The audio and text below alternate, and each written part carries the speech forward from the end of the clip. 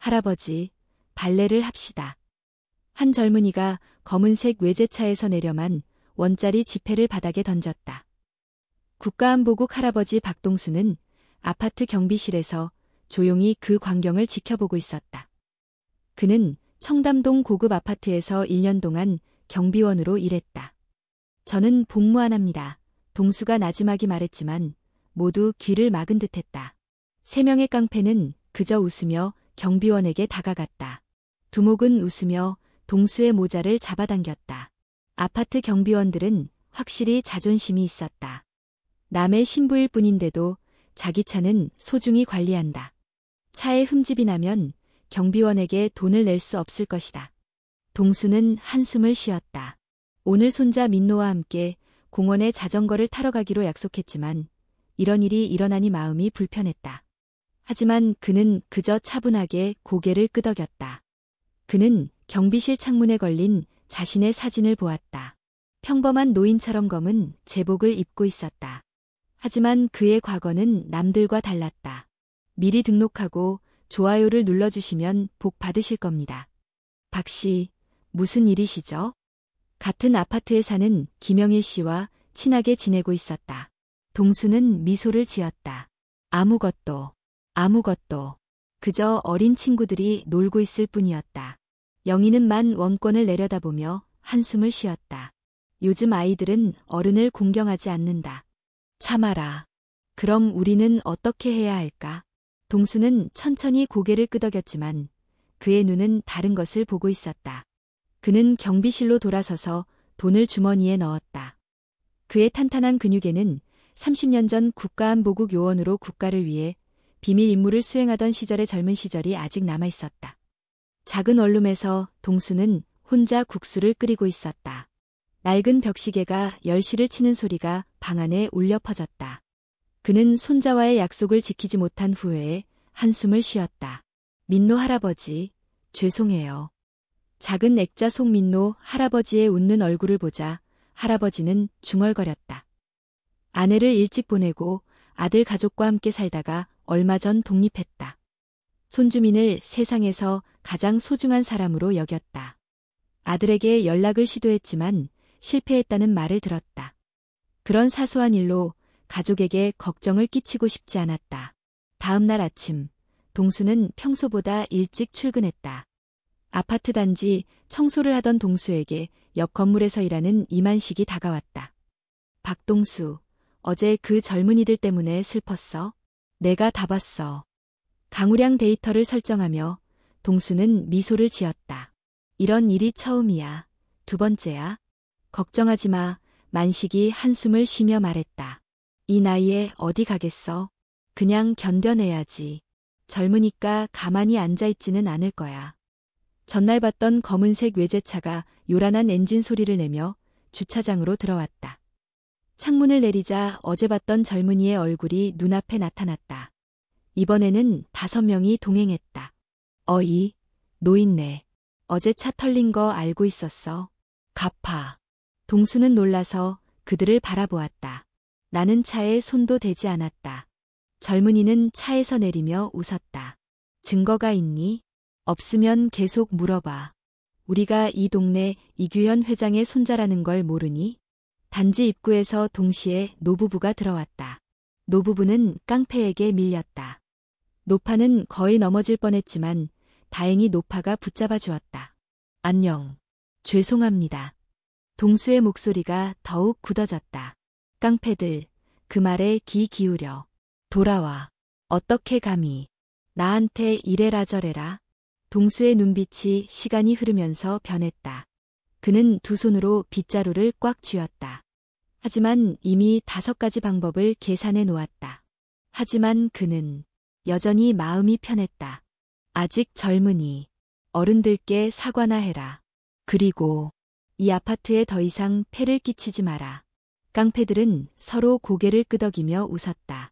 두목의 이름이 동수에게 다가와 손가락을 가슴에 찔러 넣었다. 못하면 어쩌지? 너 같은 늙은이가 우리에게 무슨 짓을 할 작정인가? 동수는 눈에 무언가 번뜩이는 것을 느꼈다. 오래전 국가안보국 훈련 시절의 생각이. 그의 머릿속을 스쳐 지나갔다. 하지만 그는 노력했다. 그날 밤 동수는 아파트 식당에서 조용히 짜장면을 먹었다. 퇴근 후 이제 배를 채울 시간이었다.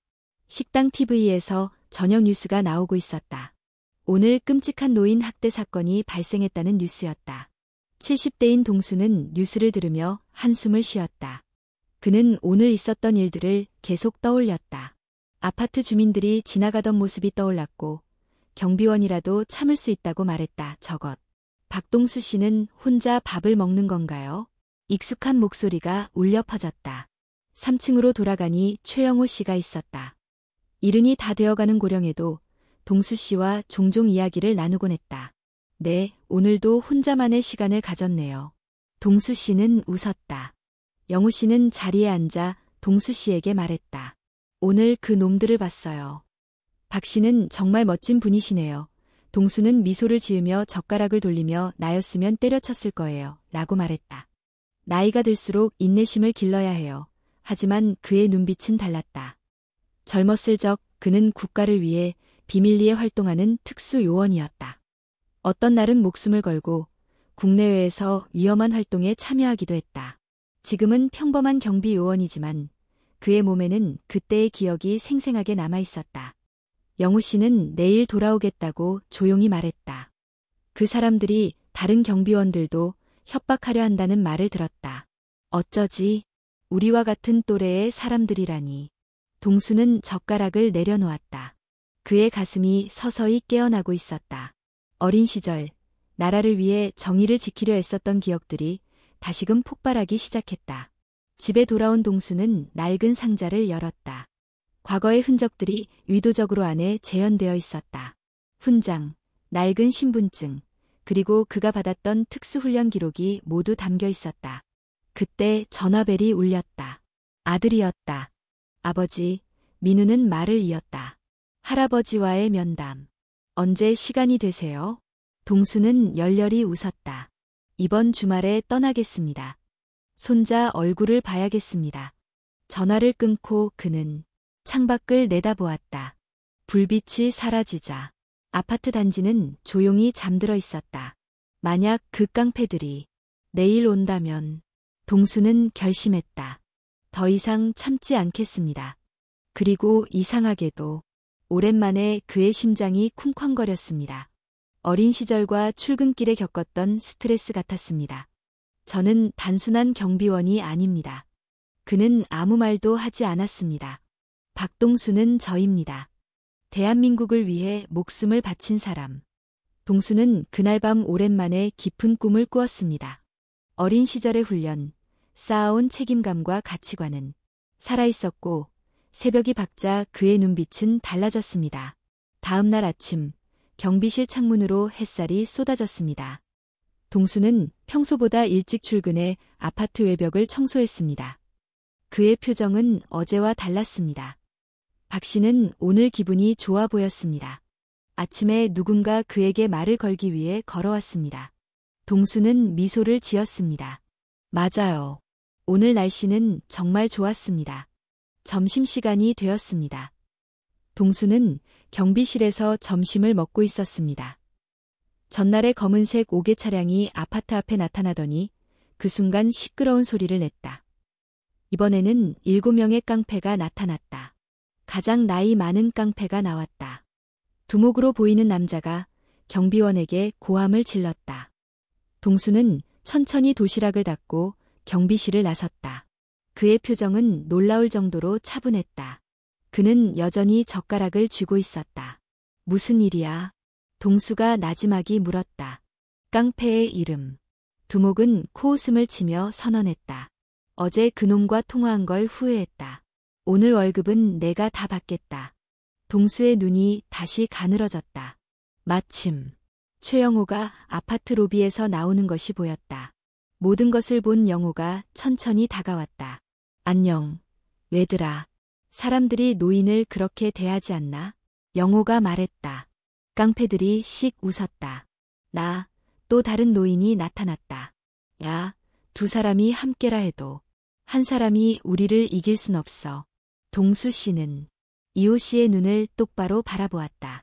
그 순간 두 사람 사이에 이상한 전류가 흘렀다. 두 사람은 오랫동안 알고 지낸 사이인 듯했다. 영호가 부드럽게 물었다. 8구역 작전에 참여했나요? 동수는 눈을 크게 떴다. 8구역 작전은 국가안보국의 특수임무다. 40년 전에 비밀리에 수행된 작전이다. 이 작전은 극소수에게만 알려져 있다. 최 씨. 동수는 놀란 표정으로 물었다. 영호는 살짝 미소를 지었다. 그런 생각은 해본 적이 없었다. 박준기. 여기서 일자리를 찾고 있다. 두 사람은 서로를 바라보며 잠시 웃지 마. 깡패는 두 사람을 겁먹은 표정으로 바라보았다. 아, 뭐가 다들 웃기지? 우리 무시하는 거야. 깡패 이름. 소리 지르자. 때마침 왔다. 동수의 손에서 젓가락이 떨어졌다. 눈 깜짝할 새에 깡패와 젓가락이 장대에 꽂혔다. 모두가 그 광경에 놀랐다. 계속 내 허벅지에 박힐 거야. 동수의 차분하지만 권위적인 목소리. 여기서 떨어져. 깡패는 얼굴이 창백해졌다. 무슨 일이야? 영호가 앞서 걸어갔다. 우리는 다른 나이 또래야.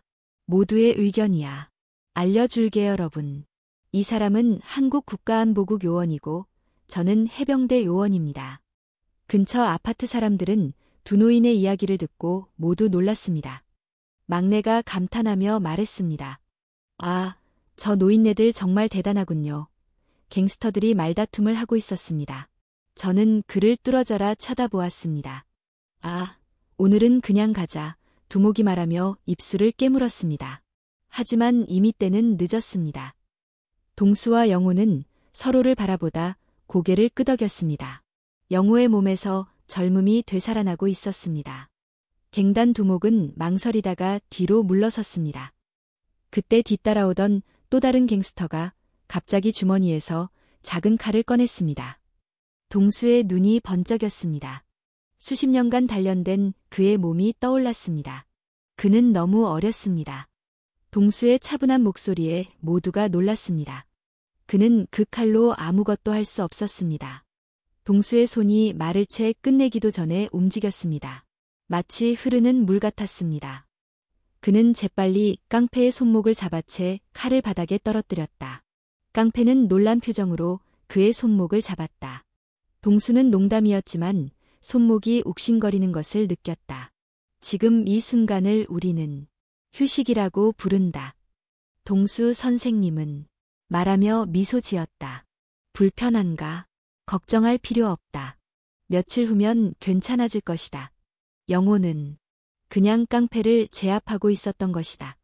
그의 행동은 동수와 같은 경험을 했다. 해병대 특수수색대에서 채취한 상처가 아직도 그의 근육에 남아 있었다. 아파트 주민들은 놀란 표정으로 두 노인의 행동을 보기 위해 모여들었다. 어떤 사람들은 휴대폰으로 촬영하기 시작했고 어떤 사람들은 박수를 치며 애썼다. 도대체 무슨 일이 벌어지고 있는 거지? 조폭 두목의 이름이 중얼거렸다. 동수 선생님은 천천히 그에게 다가왔다. 이름이 뭐니? 조직 두목은 확신 없는 표정으로 대답했다. 제 이름은 강태호입니다. 동수 선생은 고개를 끄덕이며 말했다. 그의 눈에는 묘한 온기가 서려 있었다. 태호는 몇 살이지? 올해 28살입니다. 갑자기 태호가 차분하게 대답했다. 동수 선생은 잠시 그를 바라보더니 선언했다. 당신 같은 젊은이를 때리고 싶지 않습니다. 저와 같은 나이 또래입니다. 그러니 빨리 나가자. 그리고 어른들을 얕보지 마십시오. 당신들도 한때는 젊은이였습니다. 게다가 우리는 나라를 위해 목숨을 바친 사람들입니다. 태호의 표정이 점점 복잡해졌다. 그는 잠시 망설였다. 그는 무심코 고개를 숙였다. 죄송합니다. 그때도 마찬가지였다. 태호의 눈에서 눈물이 흘러내렸다. 그는 당연히 무릎을 꿇고 흐느꼈다. 그는 틀렸어. 정말 돈 없는 집에서 자랐잖아. 그런 사람이 내 옆에 있다면. 동수 씨는 태호의 어깨를 천천히 두드렸다. 일어나. 젊은이, 아직 시간이 있어. 내 인생을 바꿀 능력이 있어. 태호는 일어서서 눈물을 닦았다. 두 사람 모두 놀란 표정으로 서로를 바라보았다. 한 사람이 말했다. 우리, 가자. 그만해. 동수와 영호는 나란히 서서 다른 사람들이 떠나는 것을 지켜보았다. 주변 사람들의 놀라움에도 불구하고 두 사람은 존경심이 가득한 눈으로 두 노인을 바라보았다. 아파트 근처 작은 포장마차에서 동수와 영호는 소주 한 잔을 마셨다. 만난 지 40주년이 되는 날이었다. 이렇게 될 줄은 상상도 못했다. 영호는 미소를 지으며 말했다. 박중희 씨, 동수는 이런 곳에서 다시 만날 줄은 몰랐다는 듯 미소를 지었다. 최 씨, 저도요. 하지만 그런 말 좀 그만 쓰자. 우리는 이제 평범한 노인네일 뿐이야. 영호는 잔을 들어 올렸다. 평범한 노인네 맞아. 오늘 우리가 한 일은 예전과 달랐다. 둘은 크게 웃었다. 어린 시절과 그날의 작은 승리들을 떠올리며 마음이 따뜻해졌다.